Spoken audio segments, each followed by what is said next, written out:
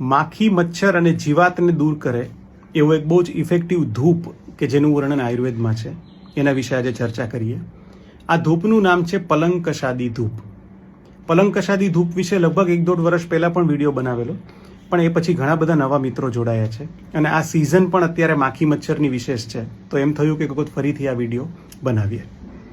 સો પલંકશાદી ધૂપ જો તમારે ઘરે બનાવવો હોય તો એના ઇન્ગ્રીડિયન્ટ્સ વિશે આપણે સૌથી પહેલાં વાત કરીએ. તો પલંકશાદી ધૂપનું મેઇન જે દ્રવ્ય છે એ છે પલંકશ. પલંકશ એટલે ગુગળ. ગુગળનું સિનોનિમ છે પલંકશ. તો તમારે ગુગળ લેવાનો છે. એની સાથે સાથે બીજા અમુક ઔષધો પણ લેવાના છે, જેમ કે લીમડો, ગળો, હળદર, દેવદારૂ અને હરડે. આ 5 ઔષધો લો. એની સાથે સાથે અમુક ફ્લેમેબલ ઔષધો કે જે સળગવામાં હેલ્પ કરે એવા ઔષધો પણ લેવાના છે, જેમ કે સરસવ છે, રાળ છે, કપૂર છે, એ તમે લઈ શકો. અને એની સાથે સાથે અમુક સુગંધી દ્રવ્યો લો.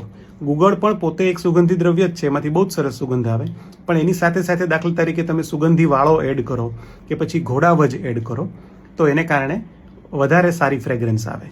સો એક વખત હું ફરીથી બધું રિપીટ કરું તો ગુગળ, લીમડો, ગળો, હરડે, દેવદારૂ, હળદર, સુગંધીવાળો, ઘોડાવજ, રાળ, સરસવ અને કપૂર, આ બધા ઔષધો લેવાના છે. આમાંના જેટલા ઔષધો તાજા મળે એ તાજા લો, અધરવાઇઝ તમને આયુર્વેદિક સ્ટોરમાં કે ગાંધીની દુકાને આના પાવડર ફોર્મ તૈયાર મળશે, તો એ પણ તમે લઈ શકો. બસ હવે આ બધા જ ઔષધોને મિક્સ કરી દો.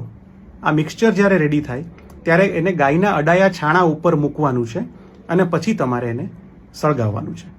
આને કારણે જે ધુવાડો થશે એ ધુવાડો તમારા ઘરમાંથી માખી, મચ્છર કે જીવાતના ત્રાસને તો દૂર કરશે જ, પણ સાથે સાથે આમાંના જે ઘણા બધા ઔષધો જેમ કે ગુગળ છે કે પછી લીમડો છે કે પછી ગળો છે, હળદર છે, આ બધા એન્ટીબેક્ટેરિયલ ને એન્ટીમાઇક્રોબિયલ પણ છે.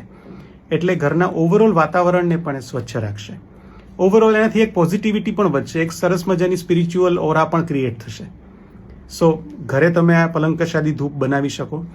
ઘરે આ બધી જો માથાકૂટ ન કરવી હોય તો અમુક તૈયાર ફાર્મસીઓ પણ પલંકશાદી ધૂપ બનાવે છે, એ પણ તમે લઈ શકો.